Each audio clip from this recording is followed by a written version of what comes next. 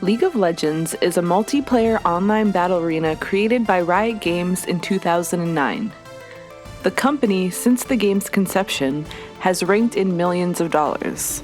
With more than 17 offices internationally in countries like Germany, the UK, USA, and Mexico, Riot Games has earned its place as ranked number 39 on Fortune's 100 Best Companies to Work For in 2016. Banking in upon a very addictive gaming format and reaching to the maximized potential of today's gaming industry via entertainment and media, Riot Games has come up with the perfect formula for gaming entertainment, that being the League of Legends Championship Series. Esports, or electronic gaming, deals in the relations of professional competitive gaming. League of Legends has one of the largest esports divisions that there is right now. This esports plays much like any kind of bracketed sport, such as hockey, football, etc. Teams from each region compete in a spring and summer split, and the top teams then qualify for the World Championships. There are hundreds of people involved in this process, including production crews, production managers, players, team owners, general managers, and of course, the live fans. On February 14, 2016, I had myself a Valentine's date with Riot Studios during one of their NA League Championship Series weekends. I was lucky enough to get to talk to people from all across the professional spectrum and ask them a couple of questions.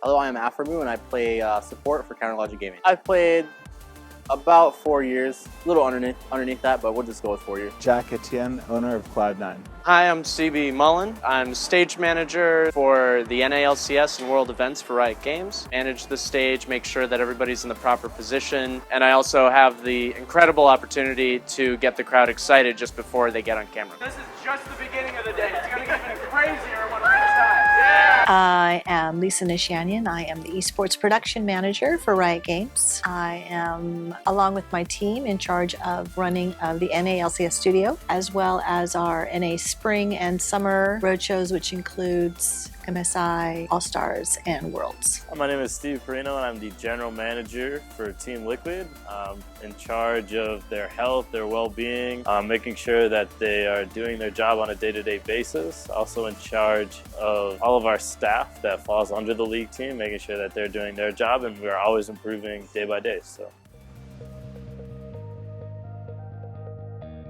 I used to be, in my former life, the project manager for Riot Games. I was in charge of building out all of their office space. I built out their studio for season 1, which is actually around the corner from where we are right now. Had no audience. When we were finished with that, we went into finals that year, and they asked me to help out with finals, and I did, and they offered me the position in esports. How many people are you working in this building? At any given time during the regular work week where we don't have a show going on, there's usually about 150 to 200 people. And then for our NALCS regular season shows, it's probably about 25 to 30 people.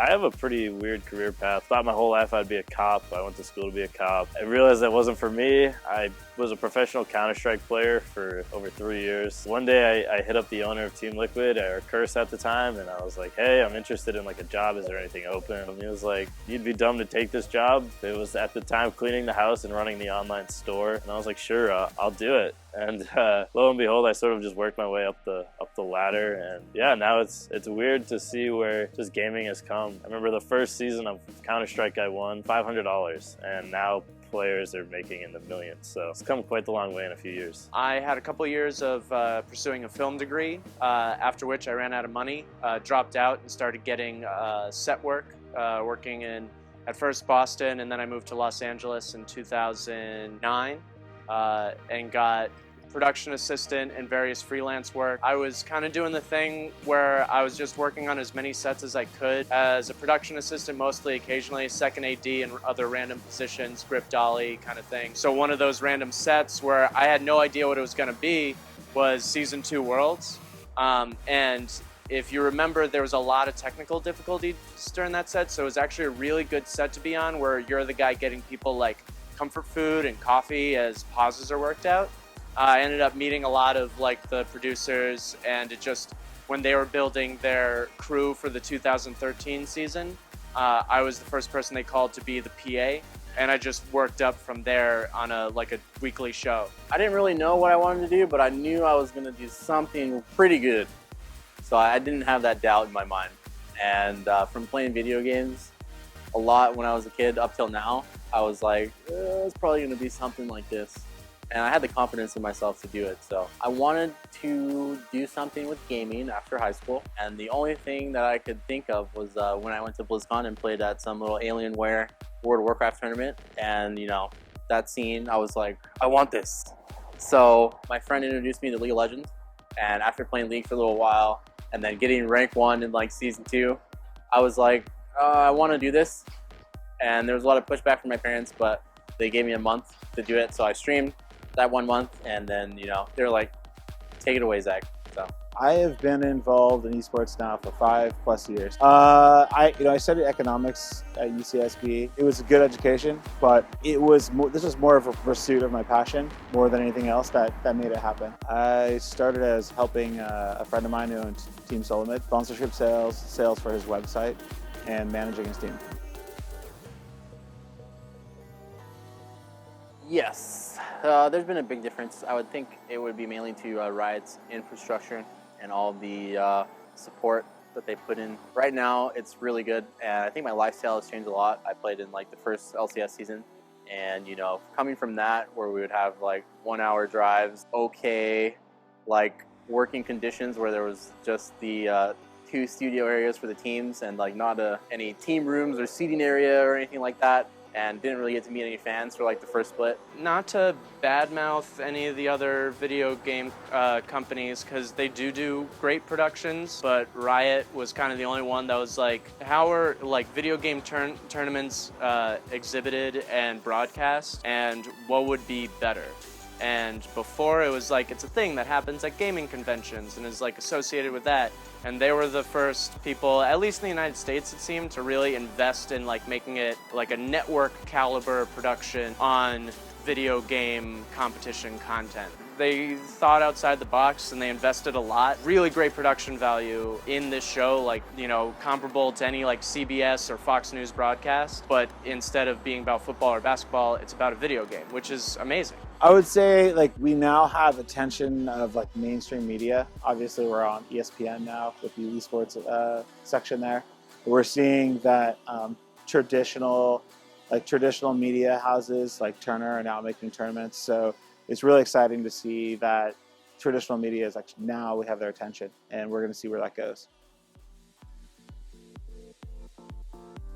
I've been able to go to Southeast Asia and Europe, and you know, who knows what the future holds. I mean, really the entire world is Riot's oyster when it comes to choosing where the shows can be. So that's always exciting, is like, am I gonna get to go to Australia this year? Who knows? We were in Paris, and it was Paris about a month or 2 before the Paris attacks. I feel very fortunate that I was able to experience the city kind of just before that event. So like the fact that I was there, I don't know, that always is gonna kind of like stay with me. Not like happy about it, obviously, but like that will stay with me, that I was able to kind of like touch that little piece of history just before something terrible happened. But then like a more fun story is when we went to Belgium. There was this amazing bar called Delirium where there was like 3 stories, and after work every night we went there and had a couple of drinks, and it was just an amazing place, magical. We were camping in Korea last year. We were in Seoul at some college town. We were in a hotel that was like on the college campus essentially. So there was all these food places, all these shopping places, and like it was some of the best food I've ever had in my life. And I got to room with Huhi, who is Korean nationality. So he just took me around all the best places, and I was like falling in love. So. Well, now that I own about 7 esports teams, the last couple years, I've spent more time like in hotels than at home. At least a half dozen countries or more. Singapore, Korea, China, Paris, Germany often. We travel a lot. It's pretty exciting. So the traveling part is really fun. Sometimes it gets old when it's just like business and you're going there for competition. You don't really get a minute to relax. You're jumping from venue to fan interaction, to sponsor interaction. It can get a little like rough and I guess intensive at times, but just traveling and seeing the world is something I never thought I personally would do. So that part of it is really, really cool. In my few years with Riot, I have been to Germany, Amsterdam, Turkey, Ireland, Singapore, been to Taiwan, Belgium, and Paris. And I'm sure there are more that I'm not thinking of. We went to Korea 2 seasons ago for Worlds. We worked with our Korean office there and to put together that show. And last year when we were in Europe, we worked with our EU studio and they worked with us on putting Worlds on. When we go to different countries, we will work with the office that we have there. From a practical sense, it's really rare to find a cohesive unit that like works really well together like Riot does and pays you enough. Because like you can definitely find a set easily where like you're a really valuable member of the team and you're really passionate about the show, but then like 5 people show up for it if it's, you know, tech theater. Or, you know, you're making like a workout video and it's great and it's rewarding, but no one's like, wow, you made that workout video on YouTube? You know, like, it was kind of the first prestigious program to go on where we're kind of like, you know, breaking barriers and like pushing the limit of technology and also what people are expecting from a esports show. And so like, it's the fact that we're kind of like the tip of the spear. This year so far, last weekend was our first 2-0 for our LCS team in about a year. So that was very nice. Honestly, I think the most memorable thing I've done so far with everything has been going to Madison Square Garden. That environment and those fans are just crazy. Every play, like 20,000 people just screaming. It was amazing. And then we did a fan meet when we were there as well. And something about 5,000 people ended up showing up to our fan meet, which is an overwhelming amount of people to see, you know, you and your team. So it was really insane. So Actually, my favorite part is meeting the players, the audience. That's quite possibly the funnest thing that we could possibly do. That's the reason why we do what we do, is to get out there and meet you guys. That's a good question. And I think that the best thing to do is if you are really, truly serious about it, is to reach out to us and shadow our production team on a regular weekend at LCS. We're here every weekend, almost every weekend between January and the end of August. So I think that would probably be the best way to do it. If you love video games and esports, it's, you know, it's an excellent option to pursue. Expect to probably keep a day job for a while you're doing it. If it's your passion, do it, and it could become your job. You know, I love it. I have no problem waking up every day doing this. We have esports internships, although we don't necessarily know if we have it on the production side. At least we haven't yet, but that doesn't necessarily mean that we wouldn't. And actually, that's a very good point to bring up. But yes, we love interns, and we love to bring in new people that we can work with and mold and create. I remember when we first got Piglet from Korea, people thought it was a fake article at first. I always remember like going to Korea, having dinner with his mom, and just sort of convincing her that letting go of her baby, I guess, to come to NA. It was a lot of fun. It was interesting. So, You know those cheese boki little soup bowls that you get from Korea? So I bought one of those. Jay was like, you should get that. And I was like, how do you do this? Because I couldn't read anything on the label and whatnot. So he was like, open it and put in some hot water. So okay, boom. And then put it in hot water, let it sit for, you know, a couple minutes, and then we'll pour it out. And I was like, okay, Jay, now what? And then he took it to the bathroom, and as he was going to pour it out, he dumped all the noodles into the bathroom sink. And he turned around and looked at me, and he just started busting up laughing, and I was laughing. And it went on for 10 minutes, and our coach came in and was like, what the hell's going on in here? Because we were laughing like girls, and we just couldn't stop. And it made that sound, you know, so it went, and then Jay looked back, he's like, it was so funny.